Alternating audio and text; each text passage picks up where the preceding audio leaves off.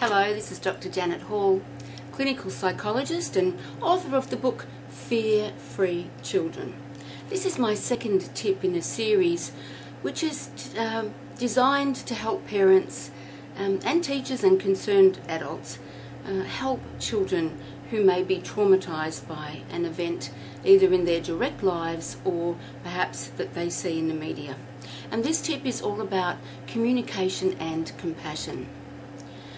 The first thing to do is to be a good listener, to really concentrate on hearing and feeling for your child's concerns. And don't give them any kind of solutions or strategies until they feel heard. And the best time to listen to children's fears is during the daytime. Deep and meaningful, that's what I call heart-to-heart talks, late at night, can be intensely upsetting, and parents can be led by the child into all sorts of drama and pathos because of the low biorhythms which actually naturally occur at night to all of us, not just to kids. So parents have to find a balance between being there to listen to a frightened child and being manipulated by a scheming child who wants to stay up late.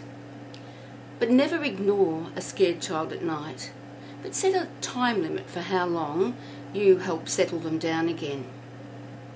Then in the daytime, make a time to sit down with your child and talk about what might have been scaring them. And acknowledge your own feelings too about what might be scary to you. So, listening without necessarily finding solutions.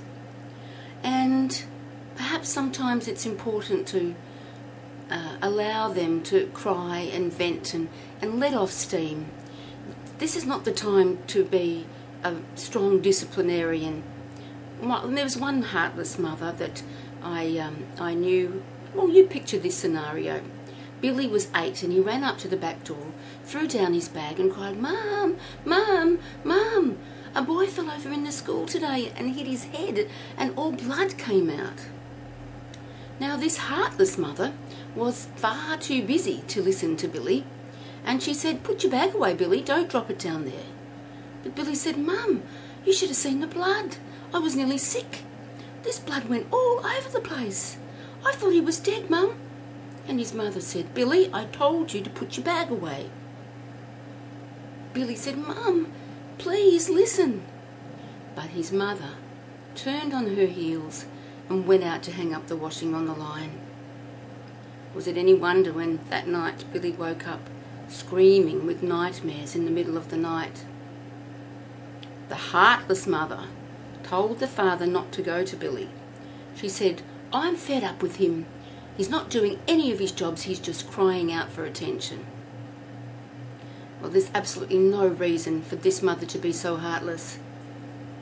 In the aftermath of trauma, children need understanding. The next thing is for the parents to use positive language in communicating to your child. Always have a positive word rather than a negative one. Remember that the brain doesn't hear don't. So remember what happens when an anxious mother who's watching a 3-year-old proudly carrying a bowl that perhaps is too full, and she says, "Don't spill it." Yes, you're right, of course. The child spills it. So be careful not to cause an accident because of your own fear. Many a child has fallen from a fence or a tree and broken a limb, their own limb, and the trees perhaps, because a parent has called out, "Watch out, you'll fall." And immediately after that, guess what happens? Yep, the child falls. So instead of saying negative things like, "Don't get hit by a car," "Don't drop it," "Don't be messy," "Don't get lost," say positive things like, "Do be careful," "Take good care," "Step carefully," "Carry it carefully." Now, a wonderful strategy to help kids who are scared is to do what we call sleep therapy. With sleep therapy, the parent goes into the room during the night and stands very quietly by the bed looking at their sleeping child. Aren't they beautiful when they're asleep? What love and joy fills a parent's heart. Gone is the upset of the daytime tantrums and emotional dramas. There's nothing but love in that space between the sleeping child and the loving parent. So what the parent should do is begin to match your breathing with that of your child's. Then the parent touches the child's face ever so gently. And then the parent says what we call the sleep therapy affirmation, which says, "You are a beautiful child," and use their name. So, "You are a beautiful child, Mary. Mummy and Daddy love you very much. Sleep easy, sleep well. Tomorrow will be a beautiful day. I love you."